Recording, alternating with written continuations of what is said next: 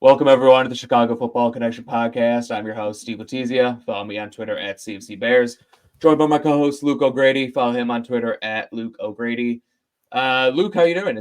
We're 2 weeks in a row we're doing a podcast. I We're feel like back. that's crazy. We're fully We're back. so We might back. just be the off-season boys, just because the Bears are Yeah. they're going to be so bad during the season that we can't face the crowd. Yeah. No, I'm, next year, we're gonna do it. We're gonna do it every yeah. I tell you what, and I'm officially in the neurotic positive mindset again. The first big domino of the offseason falls with Shane Waldron. Bears hire Shane Waldron away from the Seahawks and really only get to do so because of all the stuff that happened with Pete Carroll stepping away as the head football coach. And man, I don't think it could have gone much better for that first and very, very important domino of the offseason. Shane Waldron, the home run hire.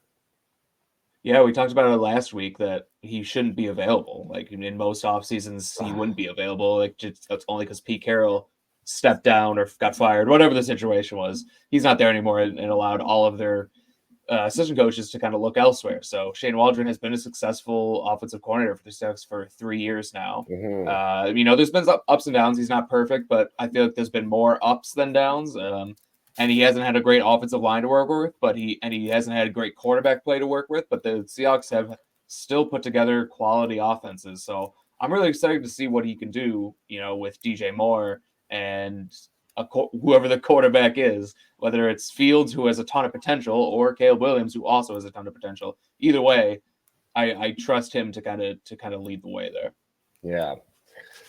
No, I think it was a home run hire. It's a guy with a bunch of really good experience play calling, which Getsy didn't have. On top of that, he's got like a repertoire of NFL play calling experience, and all signs point to him being fairly cutting edge and a fairly modern play caller in that a lot of scheme diverse stuff, a lot of motion to get his guys into good positions, and doing a lot of stuff out of tight to get options in the field with that motion, really good stuff. And it looks like, he's worked with rookies. He revitalized Geno Smith, just so much stuff that no matter kind of how the Bears decide to go, it looks like he's going to be a really, really great piece of this turnaround for the Bears. Yeah. And he was the first, interview that was kind of announced, so they jumped on that right away. So he was obviously high up their priority list. I think with Waldron, the thing that's very comforting is I feel like he has a very high floor as a play caller and as an offensive coordinator. Exactly. It's not going to be a situation where Luke Getsy comes in and he looks overwhelmed. At least you're going to get an NFL offense. It might not be a top 10-5 offense, might not be a top 10 offense, but it's going to be at least as a floor in that 10 to 15 range totally. in terms of offense. And that's so huge. I feel like that's something we've never had, or at least not in a long time have had. We've always been going from, old has-been offensive coordinator to young up-and-comer who has no experience, and then he flames out. And we've never had a guy who just has a good floor like Waldron does. So that's what gets me excited. I think he has the potential to be a really good offensive coordinator as well. So he has a high ceiling too. He could be, totally. he could kind of turn the offense around, but he just has that floor that's I don't think if Shane Waldron isn't the offensive coordinator for the Bears in 2025, 2 years from now, that means he was hired by another team, not that he flamed out. I just feel really good about it. Totally. I think he's gonna really help. I think it adds to some extent too. It adds a bit of an adult to the room. At the very least, now you would hope that Eberflus can just set it and forget it. You have someone that's done this for a while, that's gone through the motions, that's been there on game day calling the plays, and has that actual experience, and he can just worry about being the head football coach and doing the defensive stuff.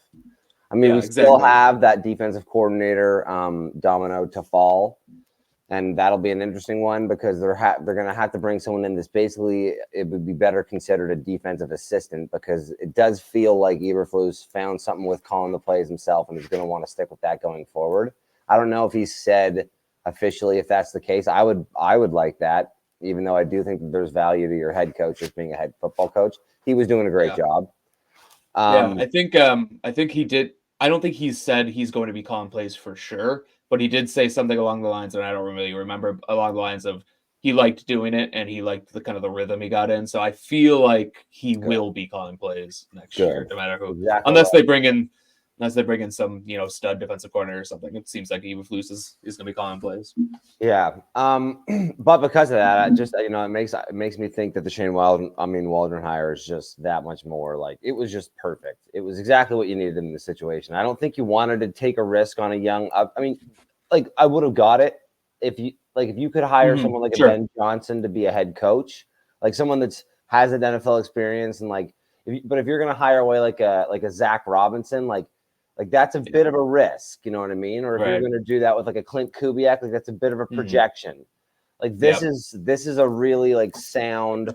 There's so much body of work that like says that in the right situations, he's doing the stuff that you want your offensive coordinator to be doing in the modern game. And I think that he's a good guy to be steering the ship. Yeah, I was going to bring up Clint Kubiak because, I mean, like, I would have totally understood if they hired Clint Kubiak or Zach Robinson. Is that his name from the Rams? Yeah. I would have totally understood if they hired either of those guys because, like, okay, you're swinging for the fences. Hopefully you get the next Sean McVay, Matt LaFleur, all those guys. But two awesome pass games. Two awesome pass games. They're coming from good. So, but it's just nice to have that floor, as I was talking about, and kind of like you said, I really like. He is a guy who you can kind of give the offense to. And Eberflus can, delegate that and just like this, Shane, this is your side of the ball. You're going to take it.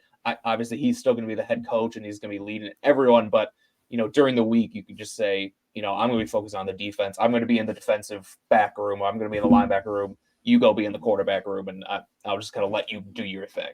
Yeah. So I think that's going to be really helpful for them. In terms of now, obviously, when it was announced, every single Bears fan started scouring the internet to see if he had any connection to Justin Fields, Caleb Williams. It was insane. It's hilarious. Well, I tell you what, there is some fuels that fire in that. There's no way you get a Shane Waldron in the building without like saying, like, like to some extent, like they probably didn't make Shane Waldron jump through the hoops of show us your four offenses. It's like, we know who you are, Shane. But they probably did have to say, listen, this is the plan for the offseason. Or they definitely didn't say, we'll get back to you about the quarterback thing, but we'll hire you anyway.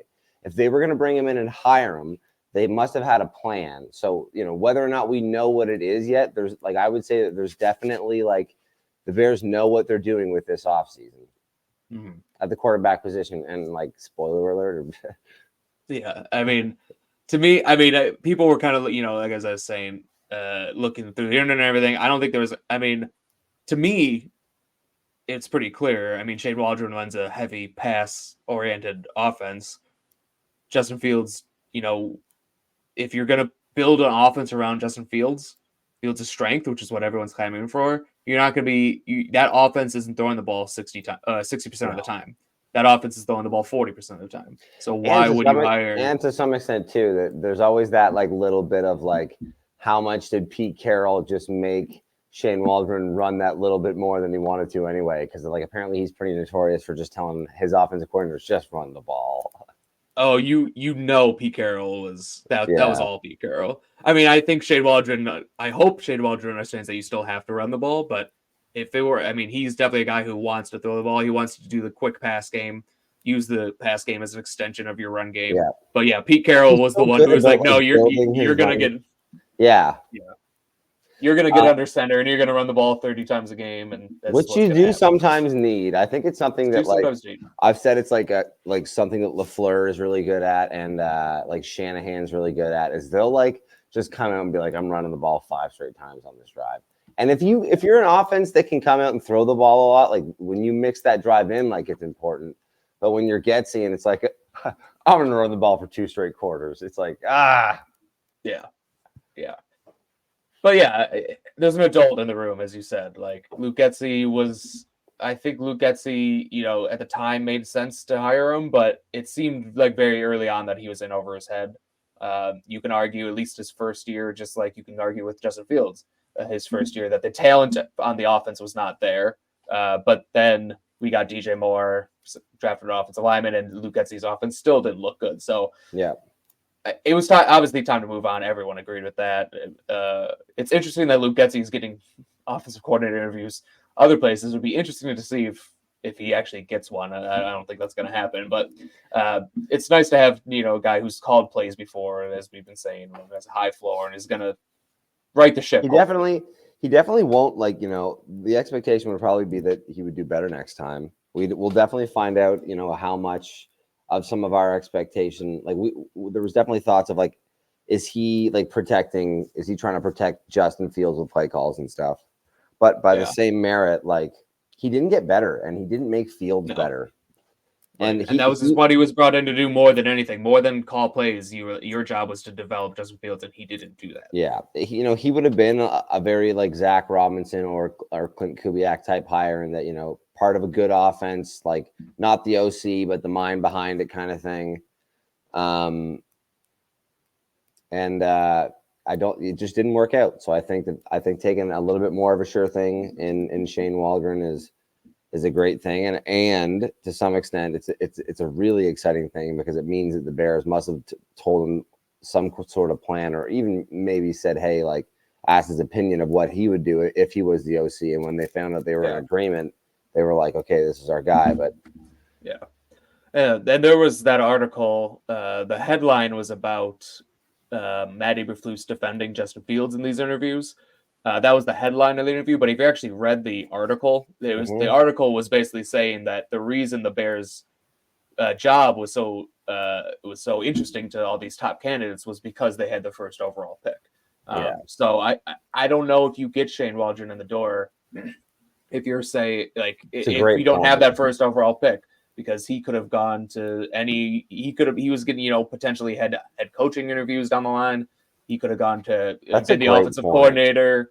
He could have been the offensive coordinator for any other team, really. So he had kind of his pick of the litter.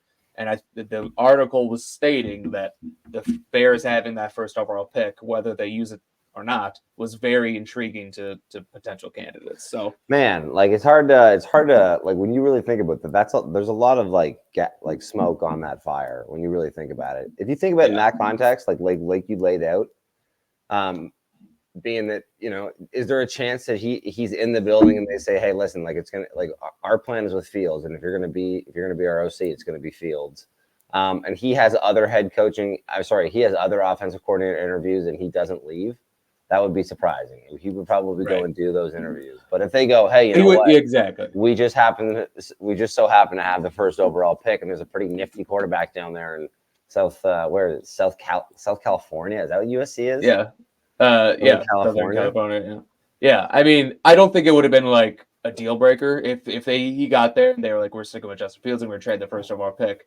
I don't think he would have been like, okay, I'm out. I think he would have been like, okay, I need to go do these other interviews and see, what else is out there. Yeah, you're right. I can come back to you. I don't because Justin Fields is a starting quarterback in the NFL, and you can win with Justin Fields if everything is perfect. But when you, I say this all the time. If the Bears didn't have the first overall pick, if we had the 9th overall pick, I would be saying, the conversation would be completely different. It'd be like, it's all Fields. It has to be.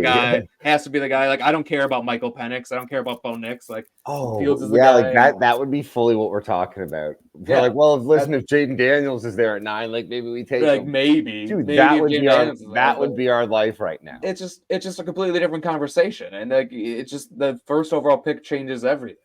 Dude, it does. There's so much hope on the horizon if you look at a future that's just the Bears with Caleb Williams, Shane Waldron, a really, really nice piece at 9, build a solid backdrop to your team through free agency. There's no reason. There's so much talent on the team already, and there's so much room to grow, especially with some cap casualties that I think likely will happen. Yeah. It's so encouraging to watch the first domino be Shane Waldron. And I think that all the signs point to the biggest domino being Caleb Williams. And if those two true ifs are true, then man, it's super hard to not be optimistic about this team. But one thing I will say is not even the fact that they hired Shane Waldron was really encouraging. I thought the Bears process behind it was really, really, really good. There wasn't a single OC I would have liked to have had interviewed that didn't get interviewed. And the cherry on top was the day of Shane Waldron getting hired was finding out they got declined to hire Kellen Moore, because I was like, that one should have been something I would have liked to hear, that seen the tires kicked on. And I think they did a great job. So that was really encouraging. Yeah, they interviewed all the guys that they should have interviewed. All the guys that were available. The top of it wasn't the in the past you'd be like, oh, they're interviewing the They didn't interview Mike McDaniel at all. Yeah, right. Yeah, exactly. That's. I mean, I think Mike McDaniel could be a good coach, but like another. Yeah. But yeah, sorry, I was thinking of someone else. You're right. Thinking of that was you're thinking of the Ravens. I was thinking the Ravens defensive coordinator. Who is that? Mike McDaniel too, though, isn't it? Mike McDonald. Mike McDonald. He's gonna be. But anyway, he's gonna be good at head coach. He'll probably be a head coach in 3 weeks. Yeah. Yeah, but you're right. Their process was good. They interviewed the right guys, and I think they ultimately came away with the right guy. And we have like 4 more months, whatever it is, to talk about Caleb Williams versus Justin Fields. So I don't want to talk too much about that. So, but what about the other personnel on the offense? Like, what does this mean for? I thought it was like interesting. What does this mean for like Darnell Mooney? Because I think Darnell Mooney could fit really well into a Shane Waldron I was going to say they take shots. That's something that's really fun about them, is that it seems like Shane Waldron, from a play calling point of view, does understand the value of explosives in an offense. And like there's a Tyler Lockett size hole in an offense that Darnell Mooney, I think, has already drawn like comparisons from game. And honestly, like maybe even a little bit more, like it's hard to say, like has more to his game than Lockett, because all the stuff that Lockett's done. But Mooney is more like, despite Lockett's size, Lockett is kind of an outside go type receiver. So there's differences, but either way, like Mooney could fit into that offense 100%. Yeah, my gut feeling has been that Mooney moves on. I don't know what you think. No, same. It's been my gut feeling for like months now. But I just feel like he fits so well in that offense with the use of pre-snap motion. You can get really creative with Darnell Mooney. He's still got that 4.3 speed. Something was up with him and Getsy. I don't know what it was. Something was up, and something wasn't right. You saw. I don't know if you saw like the Amon-Ra St. Brown interview with DJ Moore. I did see that. That was a cool. And it was a cool interview, and he was saying like, and Amon-Ra St. Brown was like, what's going on with like Darnell Mooney? Every time I watch him, he's like always open, or like he's like, what's going on? And DJ Moore was just smiling. He's like, he wasn't saying anything. I think there was something going on with Getsy, or maybe Fields. I don't know, but probably Getsy. But it was weird, and like I think he still is can be a successful wide receiver in the NFL, and I think you can get him if he wants to stay in Chicago, you can get him for a pretty big discount. So you can sign him to a 1-year deal. You could sell him on the dream, right? You could sell him on Chicago's going to be the most fun team in 2024. They're Chicago. They're going to have Caleb Williams. Yeah. So then if you have Chicago, Caleb Williams, you have DJ Moore as your 1. You draft a wide receiver at 9, you go get probably, or even maybe you drop Brock. The narrative is going to be, and the defense was surging last season. You're going to sign Jaylon Johnson. If you don't sign Jaylon Johnson, we feed you to the dogs. Yep. But if you sign Jaylon, like it's such a clear path forward here. We have all the resources to do what we need to do to check all the boxes. Just just do it, Pace. Yeah, and I mean not Pace, Poles, Freudian slip. It's completely still Freudian. It's been 2 years now. Yeah, no. All the time. I like as delusional as it sounds, because we've just been nothing but hurt our whole lives. I actually believe that Poles is going to get this stuff right. Yeah, and I do too. And like you're right, I have no reason that I shouldn't believe that, but I do. Yeah. But like DJ Moore though, like if he's your third receiver. Oh, not DJ Moore. Darnell Mooney is your third receiver. If DJ Moore is your third receiver, you're gonna be okay. Your offense is pretty fucking good. But yeah, no. If Darnell Mooney is your third receiver, DJ Moore's at 1, and you have a rookie on there, that's a really good receiving core. And then you got Tyler Scott. Maybe you bring in a vet too. That's pretty good. Tyler Scott rounds out that room so nicely, and Shane Waldron is probably looking to shop to Tyler Scott too.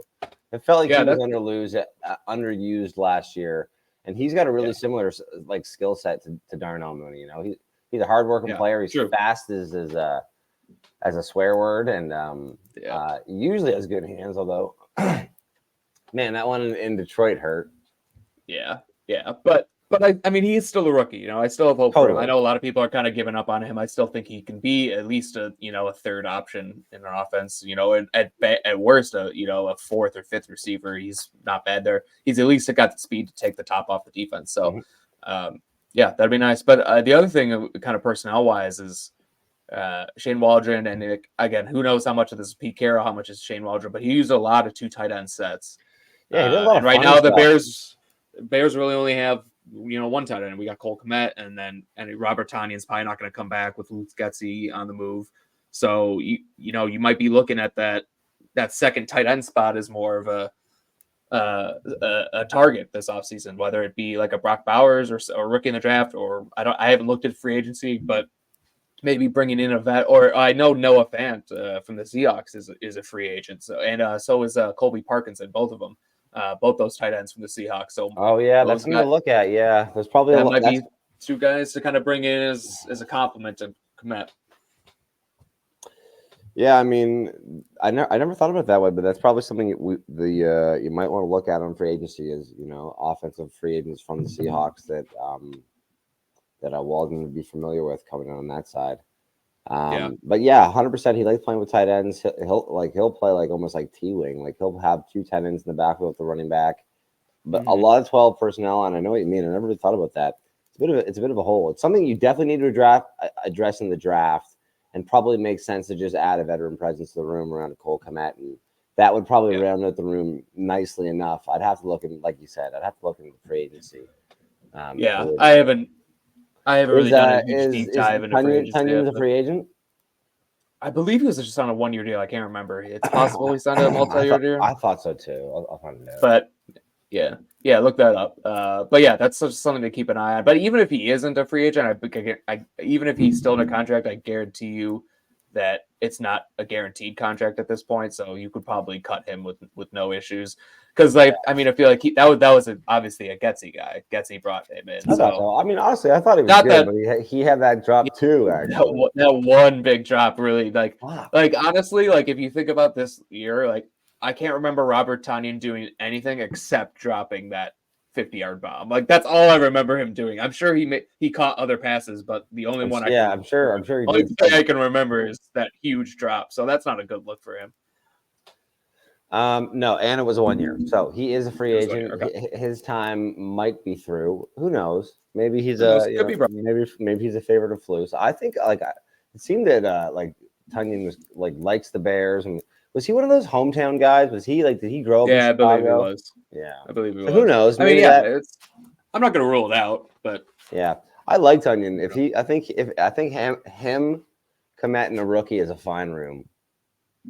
I mean, you are going to be playing more 12 personnel, so you definitely got to trust your tight ends. But it'd be interesting to see how Waldron and the Bears go about that. For sure. All right. Anything else we want to talk about on the Waldron offensive side? Anything else? No. Well, I mean, it'd be interesting to see what the rest of the room, like the offensive staff, shapes out to be. If that has any of his guys coming over from Seattle, or how they're going to fill out the rest of that staff. But that should, those moves should happen sooner or later. Like the Senior Bowl's this weekend, which we're about to get into, and like things like that. You want to have that staff in place to start doing your scouting and stuff and building your board. It's important. Yeah, and the next biggest hire is definitely the quarterbacks coach. You got to bring in, no matter who it is, because obviously whoever that is going to have a say in developing Fields or Williams, whoever it is. They're going to have a huge part of that process, and also, if they do develop that quarterback and the Bears offense looks pretty good, Shane Waldron's most likely a head coach next year. So you got to promote that quarterback's coach to offensive coordinator. So you want to you really got to nail that hire too. You want to, we want to get lucky and have Shane Waldron do the Ben Johnson and just sneaky go back for another year for no reason because he believes in what he's doing, and then he can go. Right, yeah, the Bears are building something. I want to just give us 2025. Give us 2 years, Shane. Yeah, that's it. But as a million people pointed out to me on Twitter today, that's a good problem to have. So we'll deal with that problem when we get there. Yeah, absolutely. And who knows, maybe like there's a lot of teams that do a really good job of like in-house developing like offensive coordinator systems and like filtering them through and like developing them. And if that's a problem that we end up having because we got a good quarterback and a good, like front office, that's something that we can live with. Yeah, and ultimately, if you have the offense kind of established and you have a good quarterback, which I think we will have, then the rest takes care of itself. So 100%. That's the hope. And that is kind of what it is, right? It's like you better, you can, if you want to have a good offense, you better have a quarterback that can make the rest of your team look good, or an offensive coordinator can make your quarterback look good. Definitely. And by keeping Flus, we've basically said, okay, we're going to go the quarterback route. We better hope it's Caleb Williams, because if you keep Flus and then say we're going to hire an offensive coordinator to prop up Justin Fields, like it's just it's all signs point towards someone in the draft. If any of the listeners didn't know, this is probably going to be a pro Caleb Williams podcast. So seriously, sorry about that. We love Justin Fields. I love Justin Fields. I hope he finds success. He will go and be a good quarterback somewhere else. I think we both wanted Justin Fields to be the guy so bad. Yeah. But for sure, it doesn't look like he's going to be. And I honestly, I think once you bite that bullet, it's exciting to think about the prospect of Caleb Williams being the next guy in Chicago, man. For sure. I mean, they've never had the number one quarterback in a draft. Like even Fields, with all his potential and like all the hope that he gave, he was the fourth quarterback taken in that draft. How crazy is that? I guess Trubisky was the first quarterback, but like he shouldn't have been. No, and have we ever taken a quarterback first overall? I look back. No, well, yes, but it was like in the 40s or something. Right. Johnny Tuna Can Burtwurst. Yeah, something like that. Yeah. So it'll be fun. But yeah, again, we have so long to talk about. I don't want to make every podcast a Justin Fields versus Caleb Williams podcast, even though this kind of has been to that point. But like, I was going to say, I think what we should do is just almost preface every conversation at the start of every podcast and say, we're Caleb Williams people, and like we will just be operating under the assumption that Caleb Williams will be drafted and the quarterback of the Bears next year. Yeah, we probably should. I've been trying to be very because if it's not true, I just don't even want to live in that world. Like I don't want that universe to be the true universe.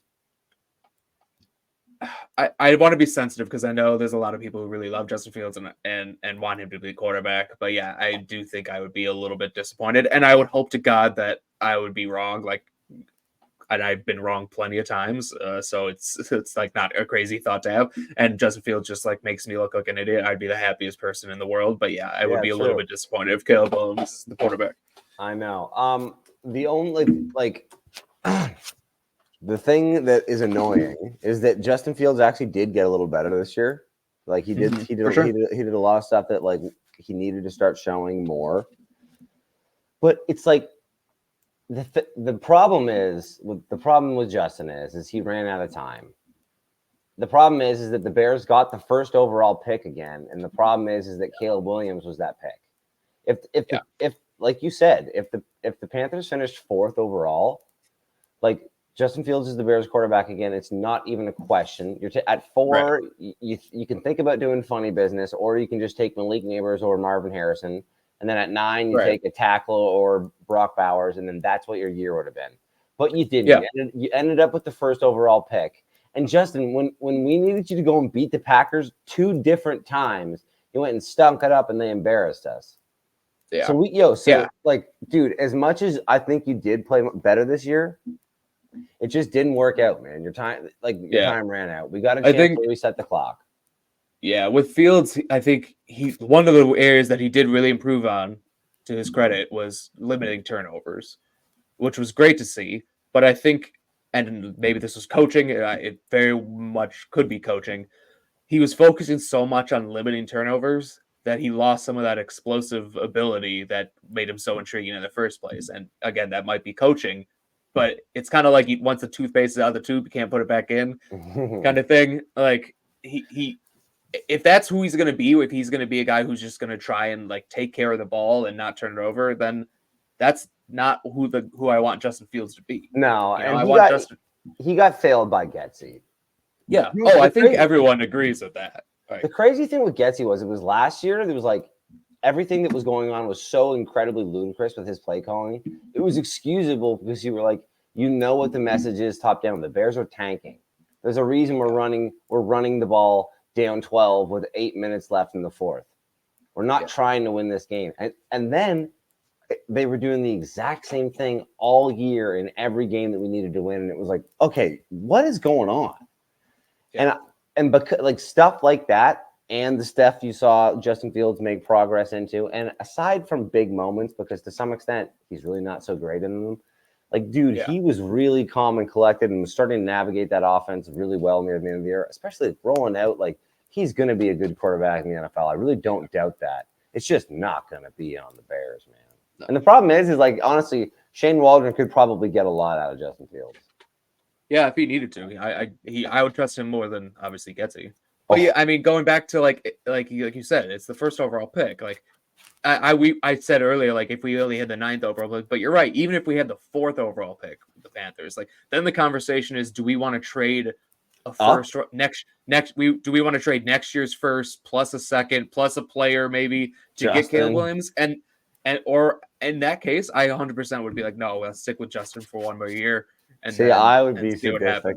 I would be like, you know what, just reset it, and it would suck because then you'd be running a little bit of a skeleton crew because you'd have to give up so much resources to go and get them. You just have them, and that's now. We have them. We get to start the offseason with Caleb Williams. I honestly think that there is not a quarterback ever worth trading up multiple first-round picks to go up and get. I honestly think that that's not I mean, I know like the Chiefs did it and got Mahomes, and obviously that worked out really well. But for every Pat Mahomes, there's a Bryce Young. You're saying like as a rule, you shouldn't basically because it misses so much. You have to put. I mean, good quarterbacks will always like win out usually, but you also have to surround them with talent. And like with the Panthers, they have Bryce Young, who I still think is a talented quarterback, but they have that roster is just so depleted, and they also now have no way, or not no way, they have second round picks and stuff, but it's very difficult for them to improve the roster without a first round pick. So I don't think it's ever really makes sense to. I would say if you have the 4th overall pick and you're struggling and you're like, should we trade up? Just lose that year and draft a quarterback the next year, and hopefully you get the 1st overall pick next year. It's kind of what you got to do. Keep building your roster up. Keep building and good players. Yeah, maybe something happens and like a Russell Wilson gets mad at his head coach and his wife, and he says, "I want to get traded." And you go, "Hey, we have a great team, no quarterback." Yeah, but okay, I think. You have anything else? I think we got to move on from the quarterback situation. So do you want to say one last thought, and then we can move on to the Senior Bowl? I lost it. Yeah, I think no, it's okay. I think our piece has been pretty clear. I don't think that either of us think that Justin Fields is a bust by any means. I think there's still probably some good NFL football ahead of him, but we ended up with the 1st overall pick, and like it's one of those things where it's like, man, like one of the only things right now that like we would make more sense than just rocking with Justin Fields again next year would be something like, I don't know, you get Caleb Williams for free on a rookie contract, and it's like, okay, well, we got it. Yeah, and that's really what it all comes down to. Sorry, bud. Right. I have your jersey. Yeah, so do I. And 30 years from now, it's going to be swag. Yep, for sure.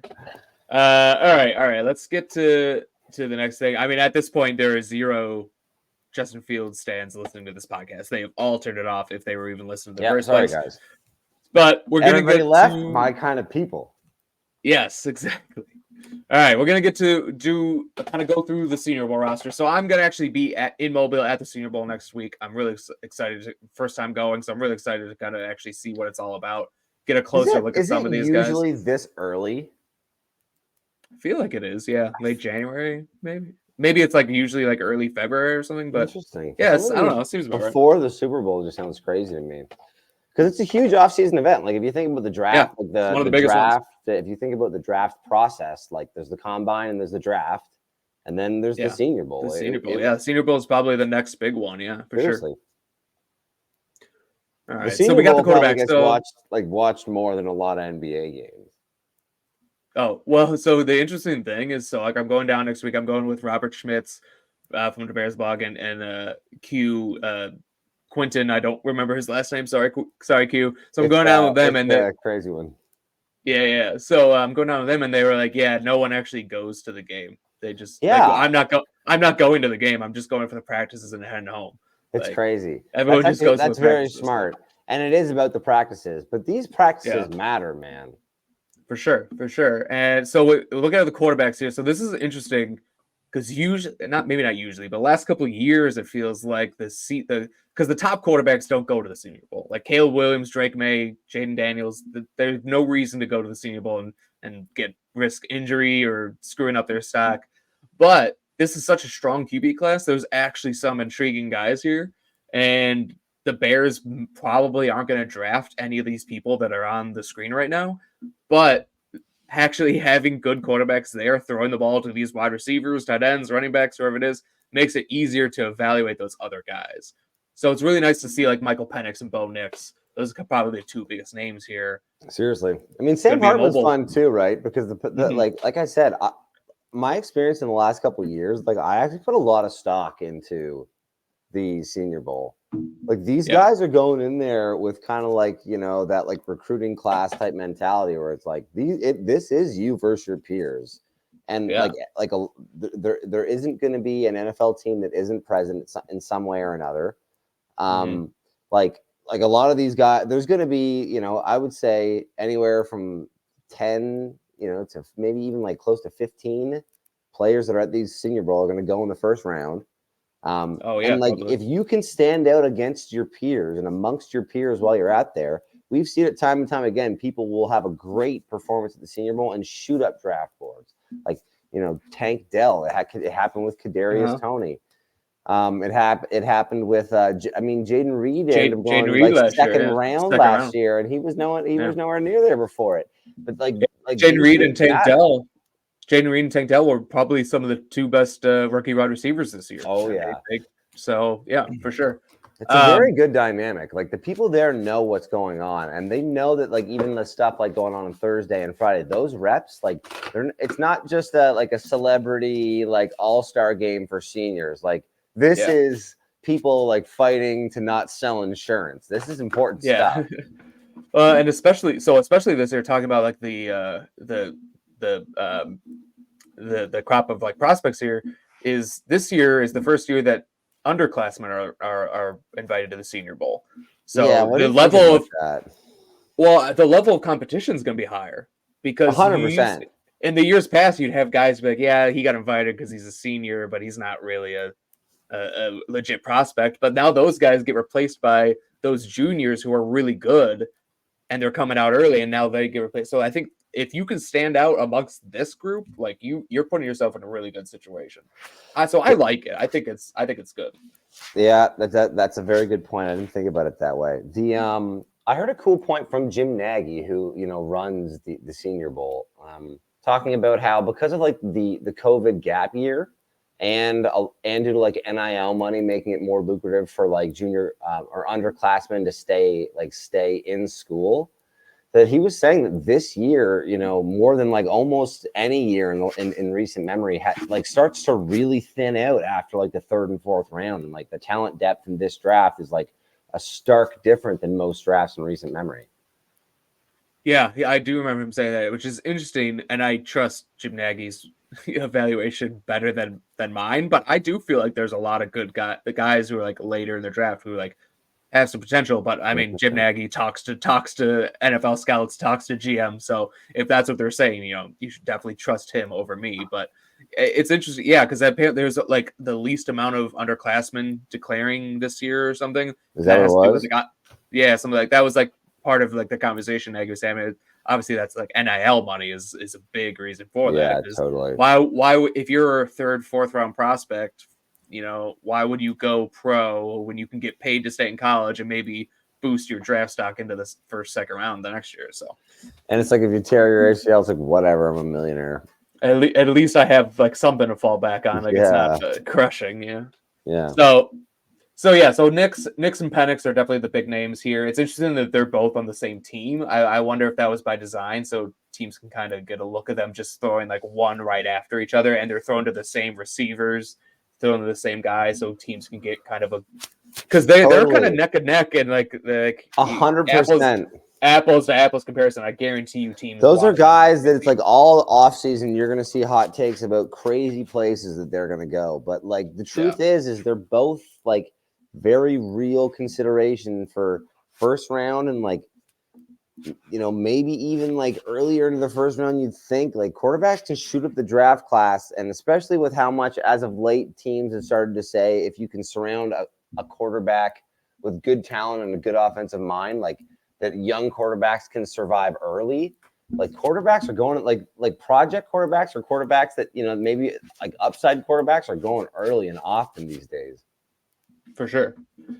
In terms of like guys, the Bears might potentially draft because they're not going to draft Bo Nix or Michael Penix. Like I think Michael Pratt and Spencer Rattler guys, like mid-rounds guys, you could maybe take a chance on. Joe Milton, I think, has probably one of the strongest arms I've ever seen. Yeah. Like he, like I don't know where it's going, and I don't think he knows where it's going half the time. But like, man, he could throw the ball through a brick wall, like for sure. Flat-footed, so that'll out of the stadium. So like, I'm excited to see him like see that just live and like see him just like put on a show in shorts there.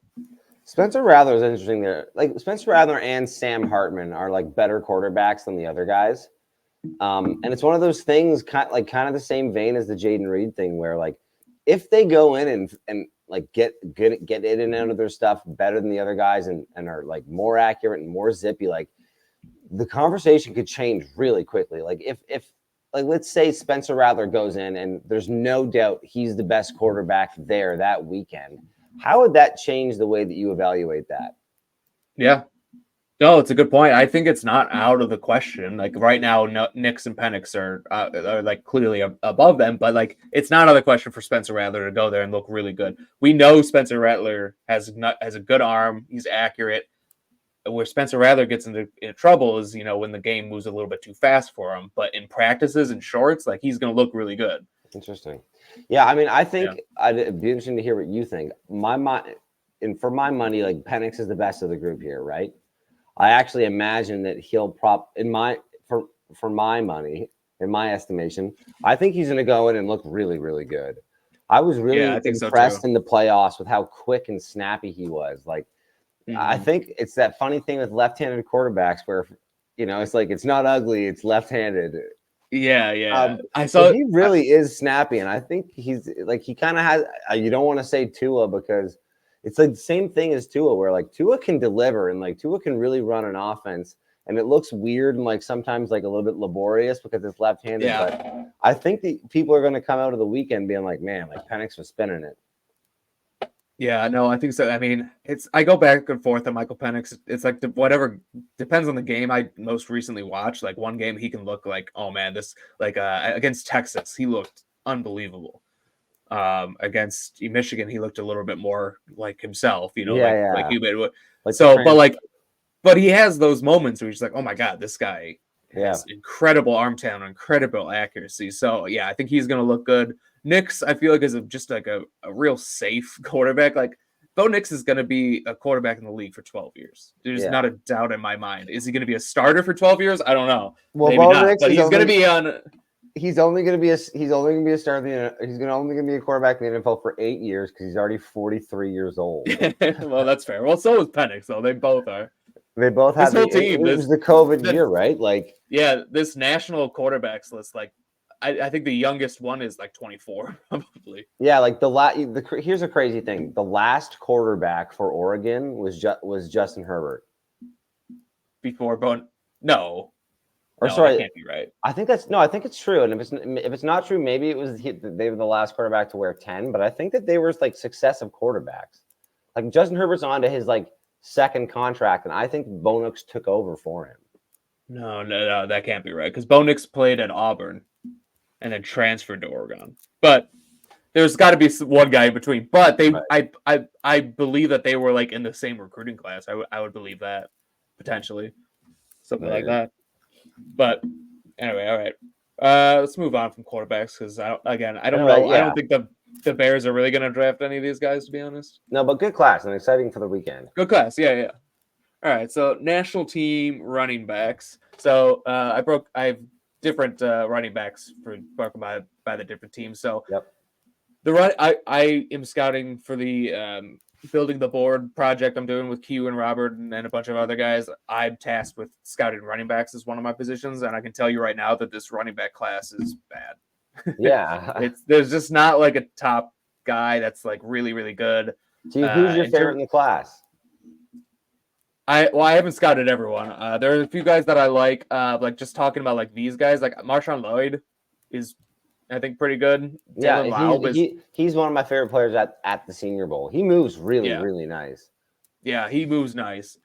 And the only other guy I've watched in this list is Dylan Laub, who's from New Hampshire, so small school guy. Like he's a Danny Woodhead clone. Like I know really? I'm comparing Okay. I know I'm comparing a white running back to a right running back, and It's like you the got to do that. But, like it's the Spider-Man meme.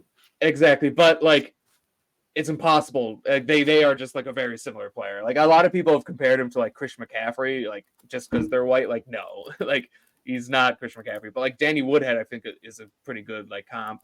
Like a guy who just is a really good receiver. They line him up out wide like all the time, and like he's playing at a low level competition, but like he gets open as a wide receiver too.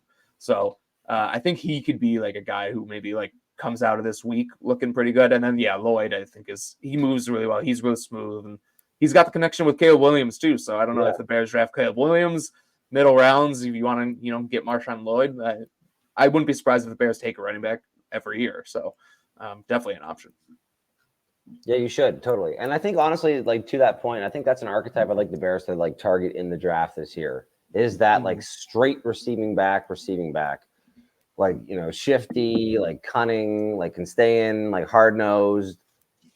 Oh, not like a guy that's a more downhill, like north-south runner, but a guy that, maybe you lose a little value if you're asking to run between the tackles, but you're only asking to play 8 snaps a game. Right.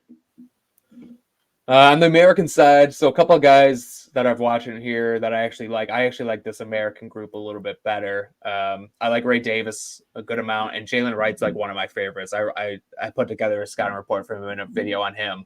I think he's really he might be close to the tops in the class. Nice. He just moves really well. I need to see more. I want to see him this week. I want to see him how he catches the ball because he was not really used as a receiver much, just like on swing passes and stuff. But the way his vision is like top notch, like really, really good. The way he just kind of his patience and manipulating blocks and letting his blocks set up. Like I think he can be a really good runner of the football. I kind of like, ironically, I think a very good comparison is oh my God, I'm blanking on the Bears running back's name, Khalil Herbert. Oh really? I think they have a very similar like running style. Yeah. And Herbert does have awesome vision, like to your point.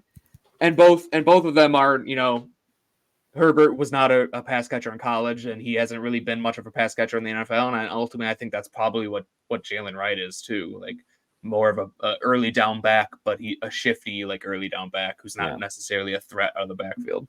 But yeah, Ray Davis, Jalen Wright, Cody Schrader's okay. I like him. I haven't really watched Jordan. Amani Bailey is pretty good too. So I do like this group of running backs better than the other group. Do we have any coaches there? I remember hearing that we do. We have a couple. We'll kind of start going through. He's not there, but there are other guys. I can't remember their names, but they'll appear on here, so we can talk about them. But moving on to wide receiver, obviously the Bears are going to be drafting a wide receiver, at least one in this draft. And this wide receiver draft is just insane how deep it is. Yeah. Like not only do you have those top 3 guys who obviously aren't going to be at the Senior Bowl, but like the next 15 guys at least are all like legit wide receivers. Yeah. So yeah, I think it's going to be interesting who kind of stands out at the Senior Bowl, because there's always 1 or 2 guys every year who stand out at the Senior Bowl who kind of make that jump at wide receiver, because it's event that's just built for wide receivers. And man, it matters. It does matter. Yeah, like last year, for sure. who stood out? Jaden Reed stood out. Rashee Rice stood out.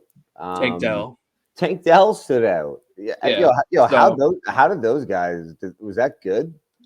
Were those the best like 3 rookie receivers, basically?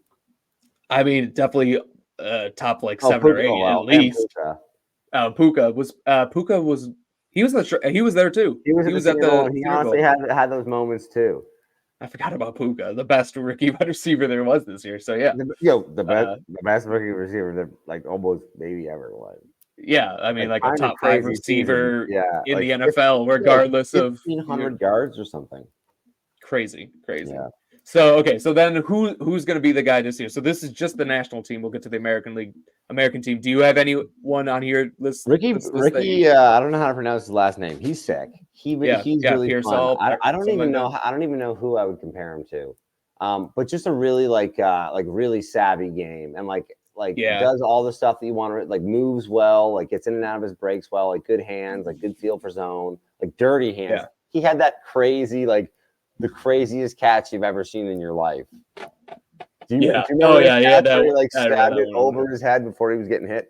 And then he got lit up too, and the fact that he held on to it is crazy. I know. Roman Wilson is I think he's probably one of the more popular options in at the game. He's just sick. Mm-hmm. He's just a football player. Everybody everyone's pretty familiar with him because of the playoff run, but he's sick. But I like him a lot, and I think he kind of gets overlooked because Michigan's offense was very run heavy, so they just didn't throw the ball a lot. Totally. But he was their go-to guy on the national championship team, so he could definitely have a big week.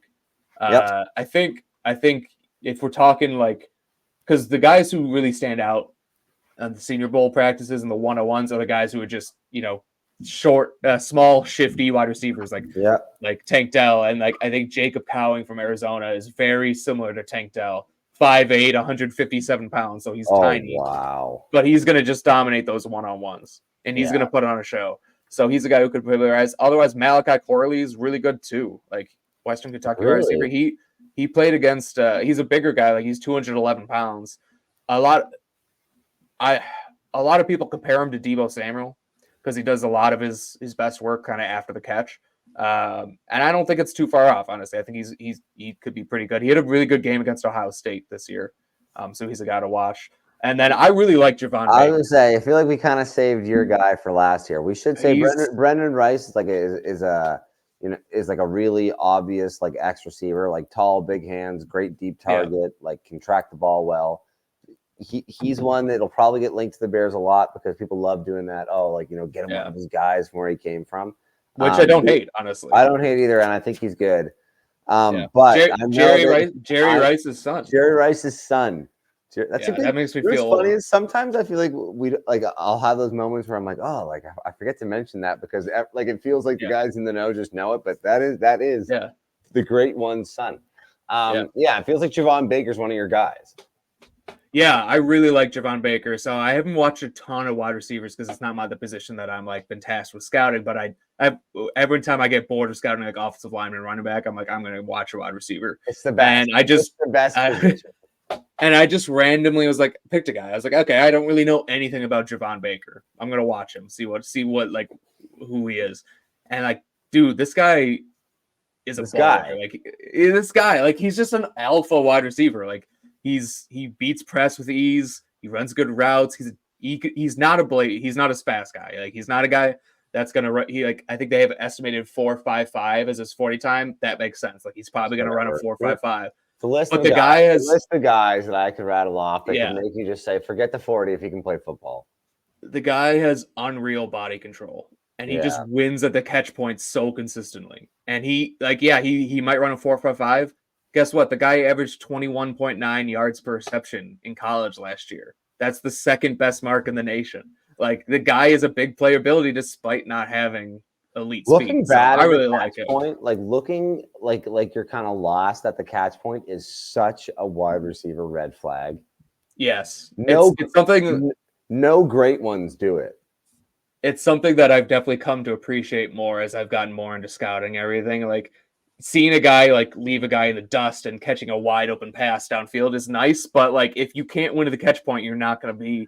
And you like can be an NFL receiver, but you're not going to be a top NFL receiver. Like that feel to like know, okay, like I'm jumping now, and when I'm jumping, it's like once I'm in the air, I'll find it and get it. Like that talent is like when you see it, you're like receiver, that guy's good. Yeah. And that's, if you watch Javon Baker, that's what it is. He times his jump so well. He high points the ball. He catches the ball away from his body. It's perfect. Watch him run like a couple slants, and you're like, I love him. I'm done. And it's funny because like you would expect that to be like the MO of all these big receivers, but it's not as given as you'd think. Like even someone like a Quentin Johnson, like go watch Quentin Johnson tape last year. Find me a catch away from his body. Yeah, I was just going to bring up Quentin Johnson. Yeah, it's one thing to have the size; it's another thing to use the size well. So you know, to have that talent, that's like a real X receiver thing. Yep, Quentin Johnson was a 6'4" receiver who played like a 5'10" receiver. Javon Baker is a 6'1.5" wide receiver who plays like a 6'4" wide receiver. Yeah, plays like a 6'2" wide receiver, as I would say. Yeah, as you would say, no one over 6'2", 6'2" and under. 6'3" is fine. 6'4", like why are you so tall? Like stop being so tall. Go play outside linebacker. All right. The American wide receivers. Dude, Lad McConkey could have a Senior Bowl glow up. Dude, Xavier Leggett is there. This is a good dude, the wide receiver class is I would say crazy. Whoever stands out, this is a good one, man. Whoever stands out amongst their peers in this class, put a circle on your board, man. They're not making it out of the first or second round. Yeah. I especially this year, because there's just such a log jam after like those top.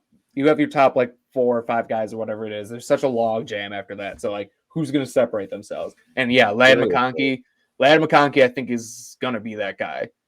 Because you're right, the little quicker guys win, especially when they give you basically the whole field to work with. But on on the whole, like you know the route runners win. Like the big bruiser straight line guys. Like when they ask them to do some of the shorter drills, it comes out like maybe they don't move as well. Like the fluid route runners win at this event because they're asking them to do those 1-on-1s, and like not a whole lot of guys are moving more fluidly than Lad McConkey. So fluid. The guy's just like a technician in this route. Yeah, he's such a good receiver. He's been really. It's interesting because I think he's being underrated because he's a white wide receiver, and this happens every year, and eventually he'll become overrated because he's a white wide receiver. You know how it works. Like people are like they overlook him because he's white, but then they like, oh, this guy's actually good, and they like go the opposite direction, and they want like this is the next Cooper Kupp and like everything like that. But like I think he is going to have a really good. He's just built for the Senior Bowl with his route running ability. He's going to torch guys, and like you said, Xavier Leggett also I think has a chance to be really good. Interesting, like he measured way smaller than what he's listed at South Carolina. So he was listed at you actually will like this. He was listed at like 6'3", 230 or something like that, and he measured under 6'1", 219. So it's perfect. He's right in your range. Yes, that's a receiver. I don't know if we've ever even talked about this in the podcast, but I do probably think not. that, like there's diminishing returns with the height of receivers, and as much as like if you can get a receiver that's great at that 6'4" height, like it's definitely an advantage. But most receivers at that 6'4" height like aren't like don't work out. It's like unless you're Marvin Harrison Jr. It's not good to be that tall. There are graveyards full of tall receivers that sucked at football. And like the best receivers in football, like without fail, are 6'1", 200 pounds. They're 6'1", 200 pounds. It's all they are. All of them. You can find some examples, but there are outliers. Yeah, there are outliers like Randy Moss, but like unless you're Randy Moss, like AJ Brown's probably 6'2", like Keenan Allen or Mike Evans are 6'3" and 6'4". Tyreek Hill's right short. I get it. They're all, but for the most part, they're all 6'1", 200. Yeah, Tyreek Hill's 5'10", but he plays like he's 6'1", 200. Is he 5'10"? Something like that. 5'10", 11, 5'11". He's under 6 feet. I thought he's 5'8". Well, he might be. He could be 5'8", 5'9". He's little. Yeah. But 6'3" is honestly like I would never complain. 6'4" is when I start to go, okay, you're getting too tall. What about Johnny Wilson, 6'6" and an eighth? No, Nope. start eating cheeseburgers, pal. You're a tight end on this. Yeah. Honestly, I think that's probably where he would go. Six. Honestly, though, I'm not kidding. He's way too tall. 6'6" is fully a do not draft on my board. He was better than I will say he's better than I thought he would be when I started watching him. Because I was like 6'6", 237. This dude's a tight end, and I watched him. I was like, okay, well, he's still a tight end. He's still a tight end, but he's a better wide receiver than I thought he would have been. All right, another guy who might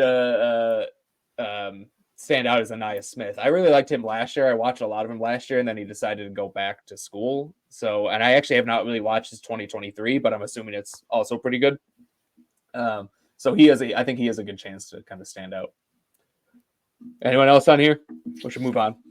Yeah, I mean, for time's sake. Yeah, we're at an hour.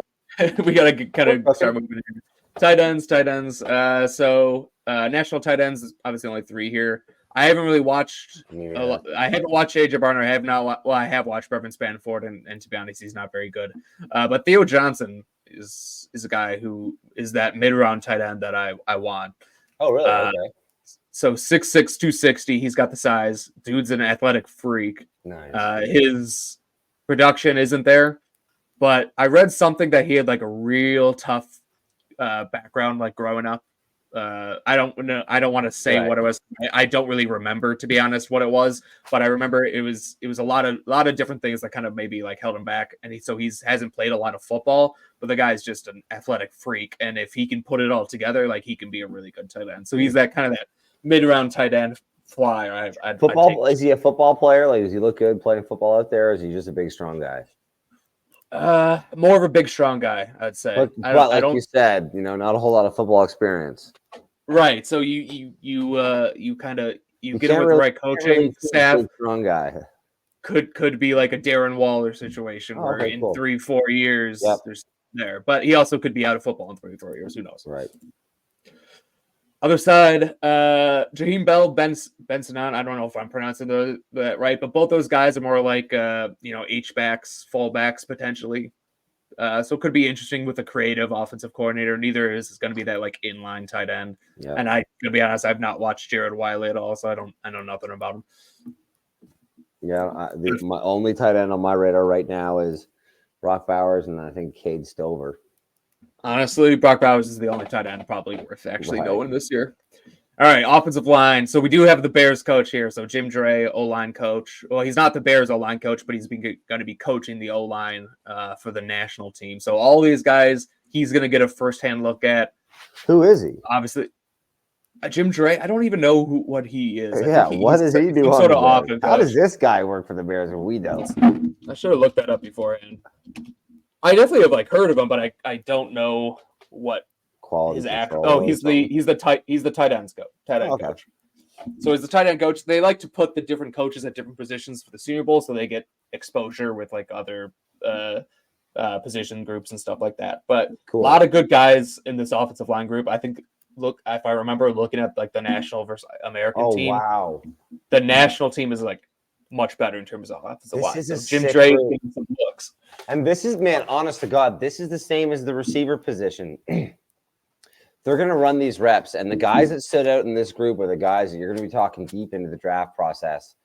Like the guys that flashed in these one-on-one drills with the offensive linemen and the defensive linemen are the guys that, start to become sweethearts in this draft process. And there's a lot of, this is a stacked house. Yeah. We got Jackson Powers Johnson, my guy from Oregon, the center. This dude's a stud. That's everybody's center one. Yeah, everybody's talking about center too because of Powers Johnson. Yeah. So I correct me if I'm wrong. I don't know if I'm pretty sure I saw this today that Jackson Powers Johnson gave up 1 pressure this year. Are you kidding? 1 pressure.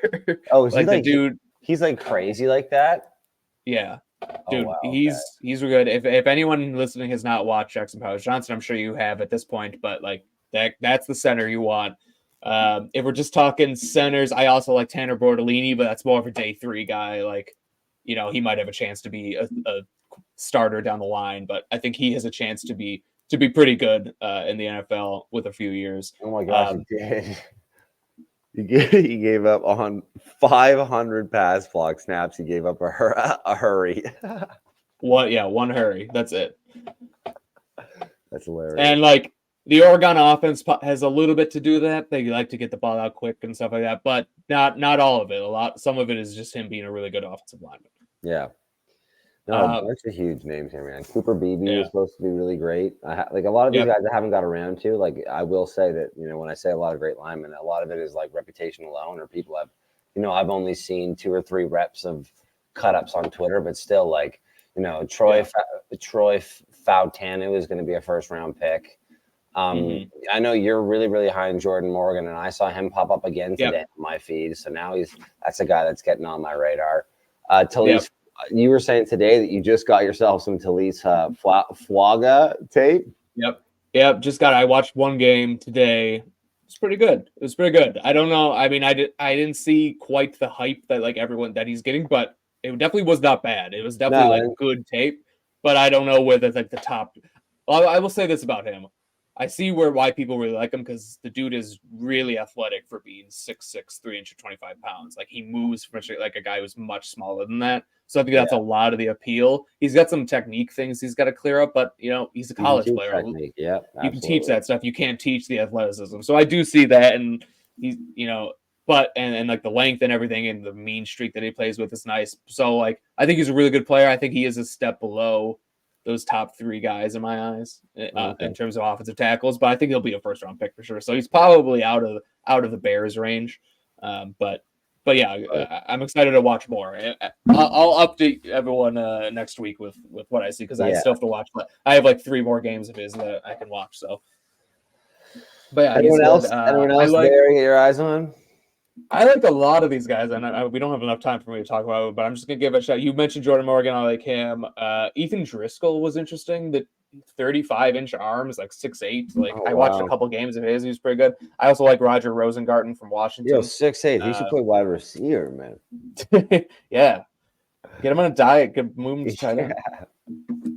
Otherwise, like there isn't really a bad person on this list. All of them have some potential. No, Roger Rosengarten and Troy Fautanu. Is that Fautanu? Fautanu. Yeah, they were talking about all year as like probably one of the better like tackle like duos in the league. Yeah. So cool to see them both there. Also, tough loss for Washington. Fatanu's probably moving inside to guard in the NFL. Yeah. I mean, he's got the length. He's got 34-inch arms, but he just looks like a guard. Like, if you watch him, he's like, this guy's just a guard. Same thing kind of with Jordan Morgan. I know a lot of people, I like him at tackle, but a lot of people think he might move into guard, which I can see as well, because he's a little bit smaller. He's only 6'4", 300 pounds. Like, he could probably move inside to guard. Dominic Pooney's definitely moving inside to guard. A lot of these guys are kind of probably moving inside to guard, but a lot of good names on this. A lot of good names on the other side too. Cedric Van Pran, if you're looking at centers, he's the guy who's been a big name for a while. I mean, there's like 3 or 4 really good centers in this class. So at the Senior Bowl, you got Jackson Powers Johnson, who's my center 1. Cedric Van Pran is going to be fighting for like center 3, I think. He's either going to be like 3 or 4. But he's still a really good player in his own right. So I mean, obviously, as Bears fans, like center is a position that you're gonna want to take a look at. So right. Now I don't think there's as many good names on. I think the national offensive line is much better, which thank God that's the one that the Bears are coaching. Yeah, I'm kidding. But yeah, a lot of good names out here. I like Layden Robinson a lot. Christian Haynes are two guys that I really like as interior offensive linemen. But the tackle group here is just not nearly as good. Right. All right, Wayne, we got to start flying through the rest of these. Defensive line, national defensive line. Yeah. Man, this would be interesting. This would be interesting to see if some of the stuff you saw on tape translates, because he's crafty, man. Oh yeah, I mean, it will definitely translate. He's gonna have a good week, for sure. He's on the next, and he's going up against the American offensive line, like these bums. Like he's gonna. Sorry. A lot of good guys on this list too. Anyone? Do you want to talk about anyone in particular? No, I haven't really got through. I've only I kind of been moving through like on a big board level as opposed to like a group level. So I've got through Latu Latu, but I haven't. I don't know if I've seen any of the other guys yet. Who am I looking out for? I like Brandon Dorless a lot. I think he could be. He's undersized, like because he's a bit of a tweener, 6'3", 277. So is he going to be an end? Is he going to be a D Whoa, tackle? So, 277. but he's nice. He's nice. He moves really well. Tyler Davis is a stud. Dwayne Carter had a really good 2022. Kind of took a step back in 2023, but I think I'm really excited to see him because I really liked his 2022 tape. And then Javon Solomon, I really like. I mean, he's just like a twitchy athlete. The guy, he might show out this weekend in like one-on-ones. Just is he like he's like a Diaby, like a little smaller than that, but yeah. Oh, really? Well, what is he like? 240? He's 245 listed. 6'2", 245. Yeah, that's like Diaby was big. Diaby was like 260. Oh, really? Was there that like tweener on his team? Who am I thinking? Yes. There was. And now I can't think of his name. But yeah, like, on Louisville style, like Ivan Pace type, like yeah. Okay, cool. Yeah. We'll just keep going through. Byron Murphy on the American side. Okay, so another Bears connection here. So Justin Hines, Byron Murphy's a stud. T'Vondre Sweat is so much fun, dude. He's so much fun to watch. Probably not a fit for the Bears at all, but like, right. I think he's just gonna be fun. I like Darius Robinson a lot. He's interesting because he's also a bit of a tweener. 6'5", 291. Like, where do you play that? To me, he's an edge. Because he's just so long. I mean, I guess the answer of where you play that is a 3-4 D end most likely. Yeah. But I think he has enough juice. I think he has enough juice for the edge too. I think Eberflus would like him. Like, how much does DeMarcus Walker weigh? I think he's like 275. 280, 291 is it's like so hard to like unless you move like in a different way, like you really have to get kicked inside. Yeah. Otherwise, I like Eric Watts a lot. I think he's someone who's flying way under the radar. Okay, cool. Athletic freak, 6'5", 270, 36-inch arms. Like that guy's gonna bit of a project, but if you can put it all together, it'll be pretty good. We got to fly through these ones. So linebackers on the national team. Bears don't really need these are linebackers. On the left side, the left side it's inside linebackers. The right side is like more edge players. So I'll just shout out Austin Booker because I think he's going to be pretty good. Yeah, football player. Yeah, Austin Booker is not a football player. He's an athlete. Oh, really? Football, yeah. He's a crazy athlete though. So give him a chance. All right, more linebackers. Braswell. But yeah, got Chris Braswell coming off the edge. That's going to be the guy to watch. Full edge guy, yeah, definitely. Cool to see him get some reps. Also interesting is James Williams from Miami is defensive back for Miami is playing linebacker at the Senior Bowl, so that'll be kind of interesting to watch. 6'5", 215. 215, man. What? Linebackers are dead. Yeah. All right, defensive backs. We got another Bears coach here, so obviously the Bears probably not. We get him in the room with Javon Bullard too. Yep, that was the first guy I was going to mention. Obviously, the Bears probably don't need a corner, but safeties they're going to be looking at. So Javon Bullard, I think, is the one of the and Cameron Kitchens. Those two guys are probably the best two guys. I like Malik Mustafa a lot from Wake Forest. I think he's someone who can make a difference. And Bo Brady, whatever his name is, I think he's pretty good as well. All right, that's it. I guess I don't have the other group of defensive backs, but you get the gist. Yeah, I mean, we said we highlighted Javon Bullard. I didn't really get a chance to look at the rest of the names. I got stuck on him, but he's someone I definitely want to see the Bears like grab if they can. I don't think he's like he'll go later on where like we might be able to get him, but he probably fits more of that like hybrid. Like he can play like middle of the field, like he can play like slot safety. Like I think with the holes that we're probably going to have coming at the defensive back position with Eddie Jackson leaving, it'd be nice to just add a safety to that room that can fill in other places if we need. Yeah. I think on Twitter someone asked kind of what safeties we're looking at because I tweeted out that we're going to be doing this, and Bullard is definitely the guy that I'm going to be keeping an eye on. Yeah. I think he might go in that second round range. So if the Bears pick up a second round pick, we know I said Pace too. We know Bulls likes drafting second round DBs, so yeah, he does. Definitely an option there. I think most likely there isn't a safety that goes in the first round. Well, maybe not. I shouldn't say that, but I think like Cameron Kitchens is being knocked in the first round. would not surprise me if he goes in the second round. Cam He's not Kitchens, really like I remember early, was getting crazy hype. Yeah. Like Yeah. I like he's like like middle of the field type, like ball hawk type safety, and he definitely has some impressive plays, but I feel like hype slightly fell off a little bit.